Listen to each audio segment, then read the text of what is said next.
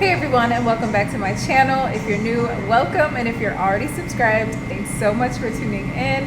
If you're new here, I'm Brittany Michelle. As you can see by the title of this video, we are going to be talking about why this kind of breakage tends to happen. So if you're someone who is seeing this specific kind of breakage, see-through ends, or what kind of seems like a hole in the center of your hair, and it just seems like your progress has been pretty stagnant, your length isn't where you want it to be, and you're just pretty much sick and tired of the breakage and the brittle ends, this video is definitely going to be for you. When it comes to this kind of breakage, there are definitely some things that are being done wrong when it comes to your hair, and we're going to be talking about the causes of this kind of breakage, what you're doing wrong, how to fix it, and how to prevent it from continuing to happen over and over, and how to get you to finally achieve longer, healthy, and hydrated natural hair. So without further ado, let's jump into the video. So this kind of breakage I see so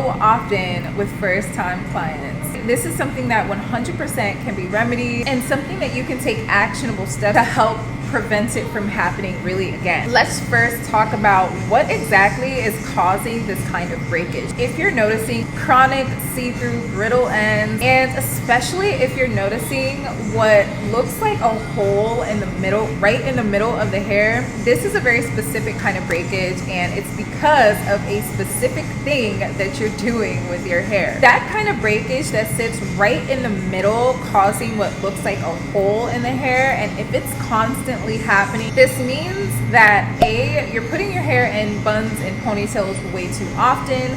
B, the buns and ponytails or puffs that your hair is in is just way too tight.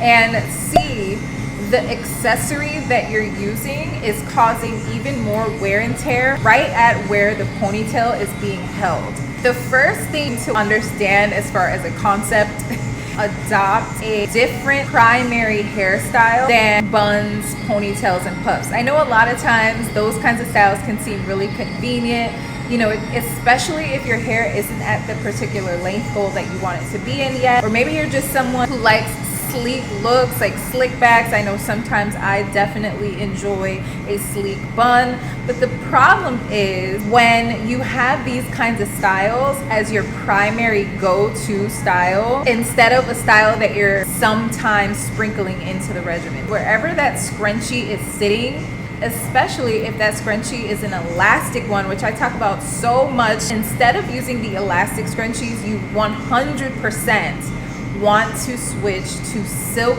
or satin scrunchies. I am a huge fan and a huge advocate for silk scrunchies. Pretty much all of my clients who have had this talk during consultation have switched over to silk scrunchies, and their hair is doing significantly better, especially in that center area and especially on the sides of the hair where it tends to become weathered the most. Pretty much allow your hair to just be out and free. Twist outs and braid outs are great. Wash and goes are great. You want to kind of get into the habit of pretty much just wearing your hair out and allowing it to be free of any tension or pulling. I actually personally use 100% silk scrunchies myself.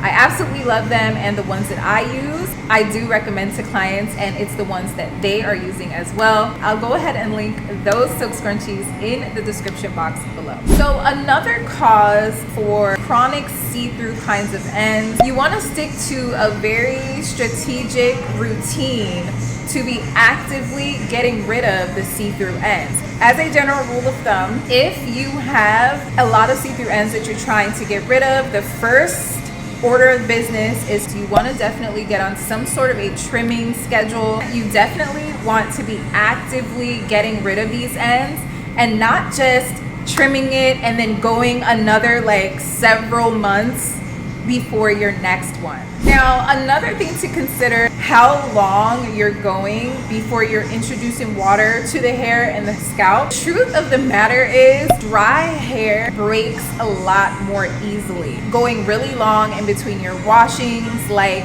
more than 2 weeks, understand that the hair is just becoming more and more dehydrated as time goes on. Going too long in between your wash days just opens the gate to dehydrated hair. So to remedy this, you definitely want to incorporate more wash days a little bit more frequently.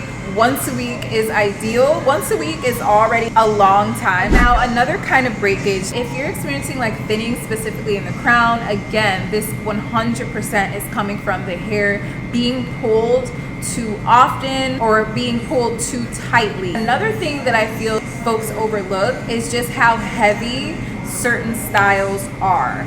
So if you're someone who gets braids often, sew-ins that maybe are just too compounded with way too many bundles, the added weight of extra hair, whether it be braids or sew-ins or crochet or whatever the case may be, really consider natural density. I talk about this often as well. Whatever style that you're putting in your hair, you want it to mimic your own natural density as much as possible, because the extra weight from the hair itself and or the length of the style that you have chosen is definitely affecting the scalp. It's affecting the follicle, eventually leads to premature hair loss and thinning. So just be really mindful with how heavy your styles are, how much hair you're really adding in per install or per braid. If you're getting braids done, you want the individual braid to be as close to your natural density as possible.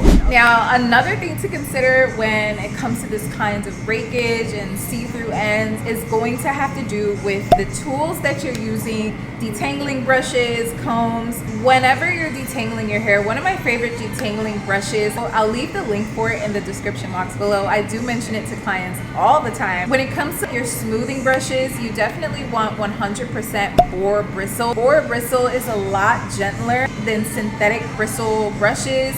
Synthetic bristles tend to weather away at the cuticle layer way more intensely than natural boar bristles ever will. You definitely want to make sure that you're getting soft to medium boar bristle brushes. I'll leave a link to a great boar bristle brush in the description box below, as well as a detangling brush that I always recommend. So another thing to definitely keep in mind to prevent this kind of breakage from happening is, of course, excessive heat usage. I'm sure that you guys have heard this tip. Heat styling, especially if you're someone with fine and or tight coils, are definitely more prone to the negative effects of heat styling. Really, there's only so much a good heat protectant can do, especially if you're heat styling often. Let's say you're blow drying your hair once a week, every single week.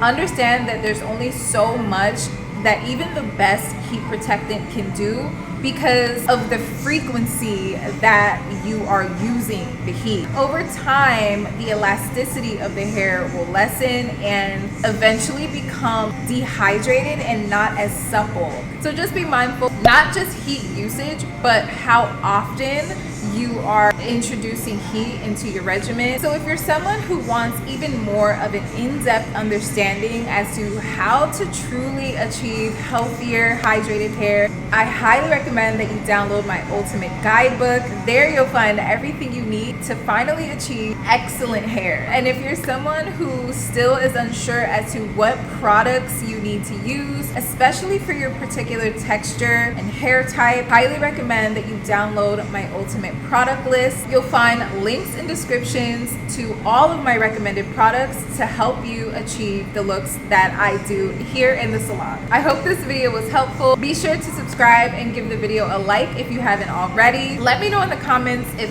see-through ends is something that you have been dealing with or something that has just been a chronic struggle. Share this with someone who you think it would help, and be sure to check out the links to my other social media platforms in the description box below. Thanks so much again for watching, and of course, I'll see you in my next video.